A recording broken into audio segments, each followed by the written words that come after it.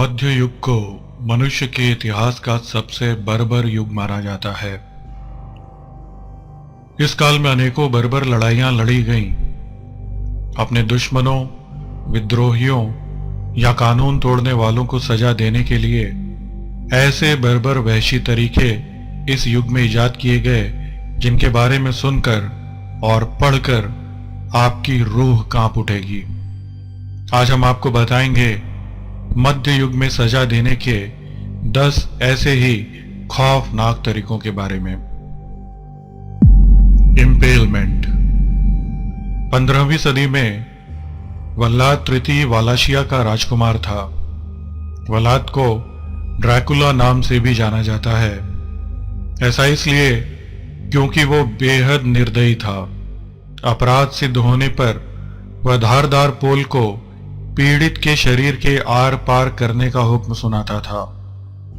पोल की मोटाई इतनी होती थी कि उसे देख किसी भी इंसान की रूह कांप उठे। जिस शख्स को यह सजा मिलती थी उसे जबरन धारदार पोल पर बैठने के लिए मजबूर किया जाता था। पोल धीरे धीरे उसके शरीर को चीरता हुआ निकल जाता था।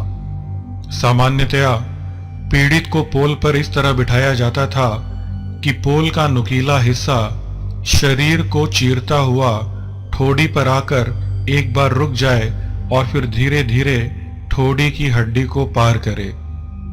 ऐसा इसलिए किया जाता था ताकि मुजरिम को ज्यादा समय तक पीड़ा भुगतनी पड़े। इस तरह से पोल लगाने पर 3 दिन की असहनीय पीड़ा झेलने के बाद आखिरकार पीड़ित की मौत हो जाती थी।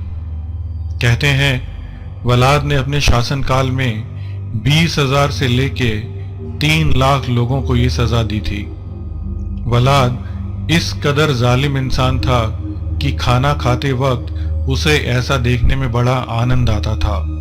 जरा सोचिए तब हैवानियत किस कदर सर चढ़कर बोलती थी। ज्यूस क्रैडल या यहूदी पालना।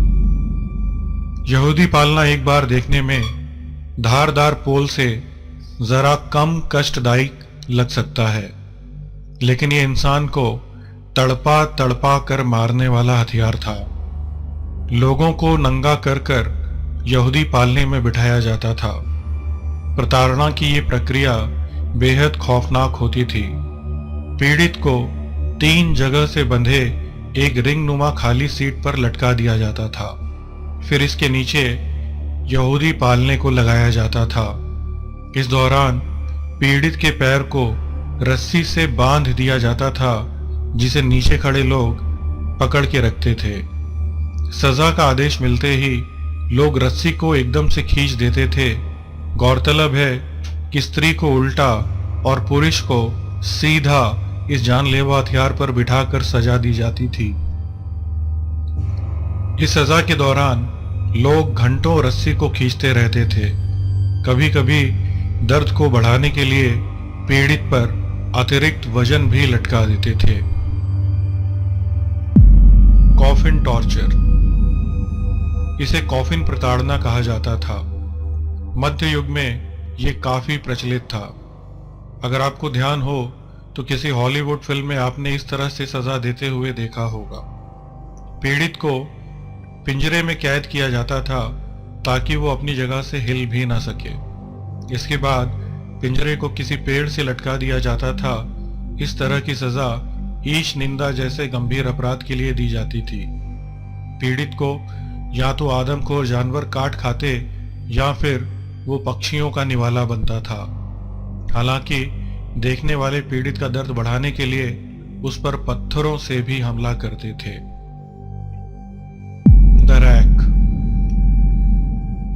दरैक, जिसे कि हम सामान्य भाषा में हड्डी तोड़ शैया कह सकते हैं, मध्य युग में इस प्रताड़ना को सबसे दर्दनाक माना जाता था। हड्डी तोड़ शैया एक लकड़ी का फ्रेम है। इसमें लकड़ी के 2 पट्टे ऐसे होते थे जो लीवर के सहारे ऊपर की ओर उठाए जाते थे। लीवर शैया के दोनों ओर होता था। दोनों पट्टों पर नुकीली कीलें होती थी। सजा देते वक्त पीड़ित के हाथ पांव बांधकर उसे इस पर लिटा दिया जाता था। फिर शुरू होता था प्रताड़ना का खेल।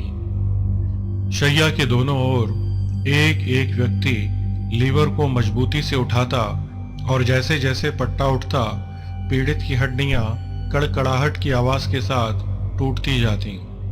यह खेल तब तक चलता जब तक पीड़ित दम नहीं तोड़ देता।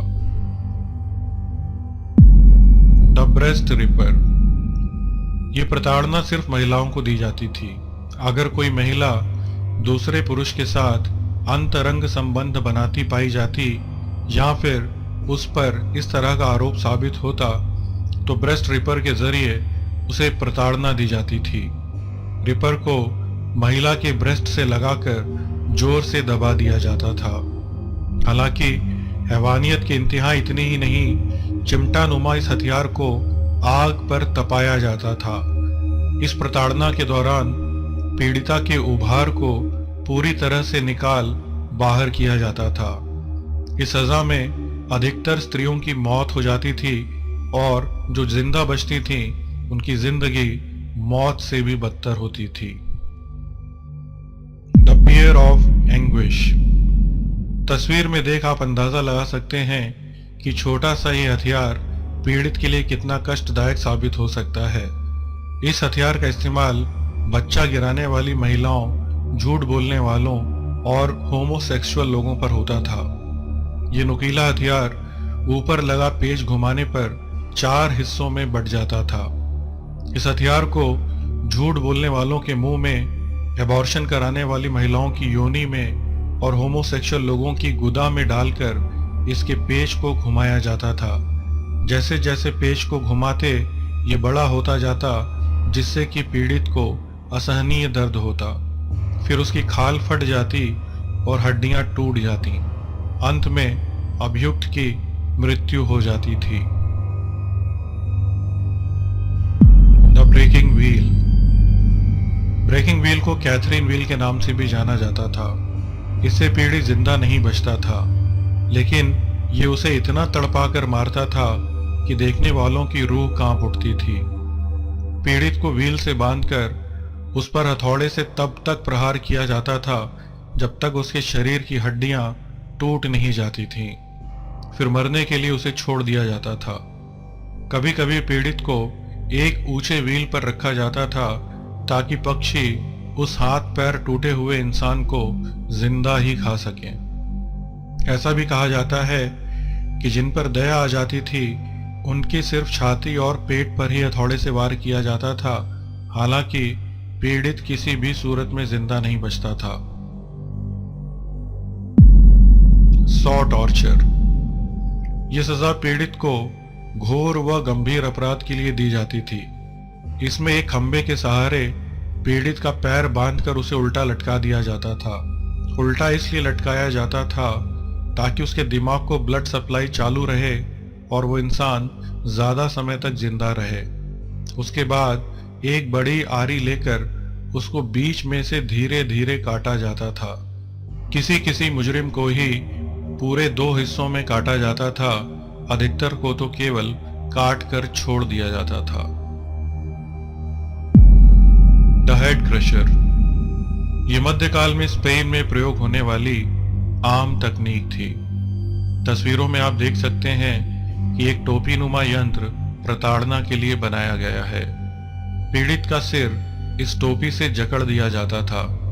इसके बाद एक व्यक्ति धीरे धीरे लीवर को घुमाने लगता था। जैसे जैसे लीवर घूमता, टोपी से लगे रॉड पास आते जाते। फिर एक झटके में पीड़ित का सिर आवाज के साथ फट जाता था। The knee splitter. यह हथियार भी स्पेन में ही काम में लिया जाता था। इस हथियार को देखते ही आप अंदाजा लगा सकते हैं कि यह कितना खतरनाक होगा। इसे नी स्प्लिटर कहते हैं। इसमें पैरों के घुटनों को फंसाकर इसे दबाया जाता था, जिससे कि पीड़ित के घुटनों की हड्डियां टूट जाती थीं। इस हथियार के प्रयोग से किसी की जान तो नहीं जाती थी, पर उस इंसान के घुटने किसी काम के नहीं रहते थे। कभी कभी इसका प्रयोग घुटनों के अलावा कोहनी पर भी किया जाता था।